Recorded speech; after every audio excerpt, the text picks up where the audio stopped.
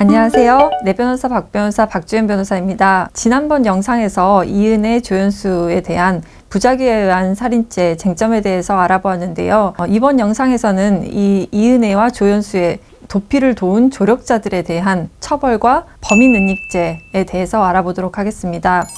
얼마 전에 이미 구속되어 있는 이은혜와 조연수의 도피를 도왔던 조력자 A씨와 B씨가 구속이 되었는데요. 도피 조력자 A씨와 B씨는 지난해 12월 14일 검찰에서 2차 조사를 앞두고 달아난 이은혜와 조연수의 도피를 4개월간 도운 혐의를 받고 있는데요. A씨는 도주 하루 전에 자신의 집에서 이은혜, 조연수와 함께 도피 계획을 세우고 B씨를 시켜서 오피스텔을 월세 100만 원에 빌려서 이 두 사람을 숨겨준 것으로 알려져 있습니다. 이렇게 범죄자를 도피시키거나 숨겨준 사람은 어떤 죄로 처벌을 받게 될까요? 벌금 이상의 형에 해당하는 죄를 범한 자를 은닉 또는 도피하게 한 자는 3년 이하의 징역 또는 500만 원 이하의 벌금에 처한다고 형법 제151조에 규정되어 있습니다. 이것을 범인은닉죄 또는 범인도피죄라고 하는데요.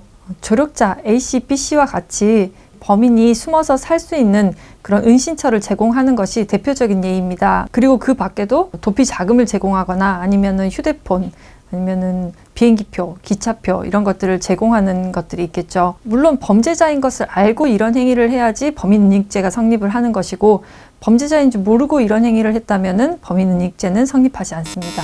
범인은닉죄는 실무적으로는 음주운전이나 무면허 운전에서 많이 발생하게 되는데요. 음주운전한 사람을 대신해서 경찰서에 자수하거나 아니면은 내가 운전을 했다고 허위로 자백을 하는 경우가 있습니다. 자기가 범인이라고 수사기관에 허위로 자백을 하게 되면 진범은 잡히지 않게 되겠죠. 이런 경우에 허위 자백을 한 사람은 범인은닉죄로 처벌을 받게 되고, 만약에 다른 사람을 시켜서 허위 자백을 하도록 한 사람은 범인은닉 교사죄로 처벌을 받게 됩니다. 특히 가족들이 범인은닉을 해주는 경우가 많은데요. 그럼 가족들도 범인은닉죄로 처벌을 받게 될까요? 그것은 아닙니다.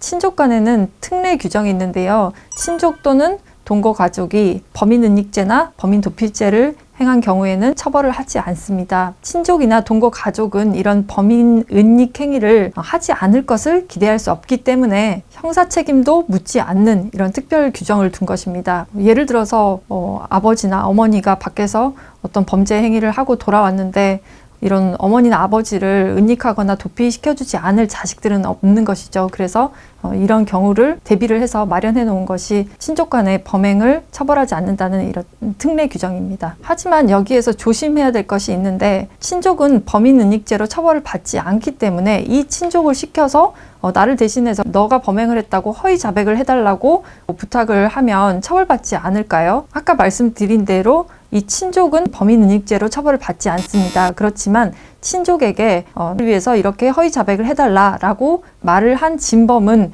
범인교사죄로 처벌을 받게 됩니다. 이렇게 되면은 진범의 경우에는 원래 자신이 행한 범죄, 그리고 여기에 더해서 범인은닉 교사죄로까지 함께 처벌을 받기 때문에 더 일이 커지는 결과가 되겠죠.